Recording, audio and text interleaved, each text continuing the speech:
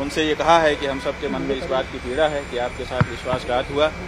जब तक पुनः महाराष्ट्र के मुख्यमंत्री की कुर्सी पर आप विराजमान नहीं हो जाते, तब तक हम लोगों के मन का ये जो दर्द है, जो पीड़ा है, ये दूर नहीं हो सकती है।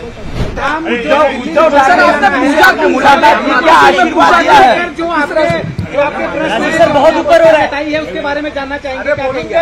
देखिए, हम सब लोग धर्म के सनातन धर्म के पालन करने वाले लोग हैं। हमारे यहाँ पुण्य पाप की भावना बताई गई है।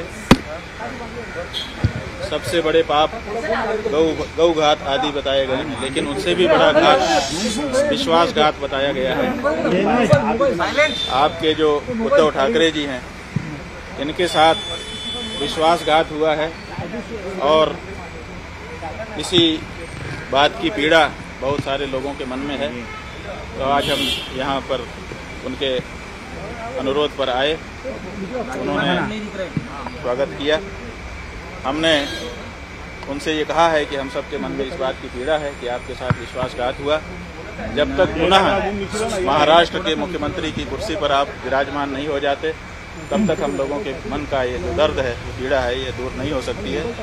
तो उन्होंने कहा है कि जैसा आप लोगों का आशीर्वाद होगा हम करेंगे। लेकिन हिंदुत्व जो गुट वहाँ से उद्धव ठाकरे से निकला, वो कहते हैं कि हिंदुत्व हमारा हिंदुत्व है, असली हिंदुत्व है, हमारे साथ विश्वासघात हुआ है। देखिए, किसका हिंदुत्व असली है तो ये जानना पड़ेगा कि जो विश्वासघात करे वो हिंदू नहीं हो सकता। जो विश्वासघात सह ले वो तो हिंदू होगा, क्योंकि उसके साथ विश्वासघात हुआ है।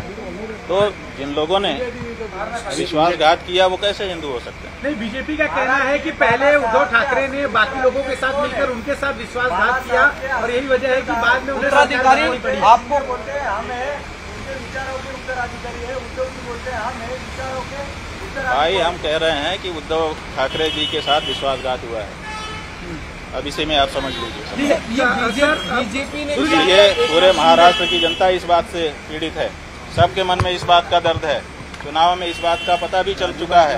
अब तो ये बात प्रमाणित हो चुकी है कि महाराष्ट्र की जनता इस बात को मानती है कि उद्धव ठाकरे जी के साथ विश्वासघात हुआ है। बीजेपी और ये ठीक नहीं है। ये जनता का भी अनादर है। जनता जिसके लिए बहुमत देती है उसको उसके समय तक के लिए बनाए रखना चाहिए। बीजेपी बीच में सरकार को तोड़ देना और बीच में जनमत का अनादर करना, ये अच्छी चीज नहीं। लेकिन राज्य का भाजपा कहता है कि हिंदुत्व तो हम हिंदुत्व जो है बयानबाजी को लेकर कैसे हमारा हिंदुत्व ही असली हिंदुत्व है। शंकराचार्य की बात नहीं है। शंकराचार्य भी क्या कहेंगे? जो सच होगा तो वही तो कहेंगे। हमें राजनीति से लेना देना नहीं है। लेकिन विश्वासघात तो हमारे यहाँ पाप बताया गया है। ये तो धर्म का मामला है ना, पाप और पुण्य। और इस बारे में कौन बोलेगा? राजनेता बोलेगा। इस बारे में तो धर्माचार्य ही बोलेगा। राम मंदिर के प्राण हमारे यहाँ परंपरा है कि जब गुरुजन पधारते हैं तो उनकी पादुकाओं की पूजा की जाती है और उसी का विधि विधान के साथ पालन उद्धव ठाकरे जी ने सपरिवार किया। आपने बयान दिया है कि प्रतीकात्मक केदारनाथ मंदिर बन रहा है दिल्ली में, उस पर क्या कहना है? कुछ लोग देखिए, प्रतीकात्मक केदारनाथ नहीं बन सकता है। हमारे यहाँ शिव पुराण में 12 ज्योतिर्लिंग का व्याख्यान किया गया है। बताया गया है कि 12 ज्योतिर्लिंग होते हैं। 12 ज्योतिर्लिंगों के जहाँ नाम बताए गए हैं वहीं पर उनका पता भी बता दिया गया है। और ये कहा गया है जैसे सौराष्ट्र सोमनाथम, पहले कहा सौराष्ट्र माने पता, उसके बाद कहा सोमनाथ। उसी तरह से केदारम हिमवत पृष्ठे, जो केदार है वो हिमालय के पृष्ठभाग में है, माने हिमालय में केदार है। तो आप दिल्ली में कहाँ से ला के रख दोगे केदार को? जब पता साफ साफ बताया गया है कि ये यहाँ लोकेटेड है, तो आप उसका लोकेशन क्यों बदलना चाहते हैं? क्यों जनता को भ्रम में डालना चाहते हैं? आप भगवान के 1000 नाम है, किसी नाम से स्थापना करके पूजा करिए, लेकिन केदारनाथ धाम दिल्ली में बनेगा, ये अनधिकार चेष्टा है और ये नहीं होना चाहिए। क्या इसके पीछे आपकी मुलाकात प्रधानमंत्री से बहुत सारी राजनीतिक वजहें हैं। हमारे सभी जो हमारे धर्म स्थान हैं वहाँ पर राजनीति वाले प्रवेश कर रहे हैं और अब हमारे धर्म स्थान में जहाँ प्रवेश करने में दिक्कत हो रही है, आप केदारनाथ में देखिए 228 किलो सोने का घोटाला हो गया। आप पत्रकार लोग क्यों नहीं उठाते हो? तो जब वहाँ पर घोटाला हो गया तो अब आप दिल्ली में केदारनाथ बना लोगे। वहां पर फिर दूसरा घोटाला करोगे। 228 किलो सोना केदारनाथ से गायब कर दिया गया है।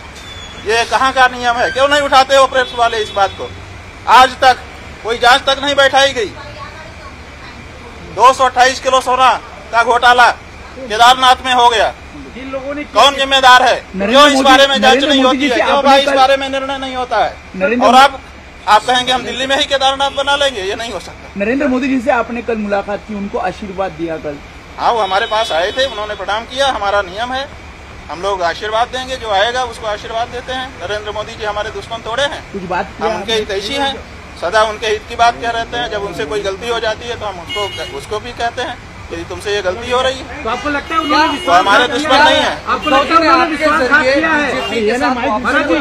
कोई बातचीत नहीं, हमारे जरिए हम कोई लाइजनर नहीं है। हमको श्रद्धा पूर्वक उन्होंने बुलाया था। हम, जैसा कि हमारा नियम है, श्रद्धा से बुलाने पर जाते हैं। हम आए, उन्होंने पादुका पूजन किया और अपनी जो उनकी अपनी बातें थी वो भी हमारे सामने रखी, हमने उनको सुन लिया। ये जो बात हम कह रहे हैं वो हम अपने मन की बात कह रहे हैं और पूरे महाराष्ट्र की जनता की बात। मोदी जी ने विश्वासघात किया, उनकी पार्टी ने विश्वासघात किया।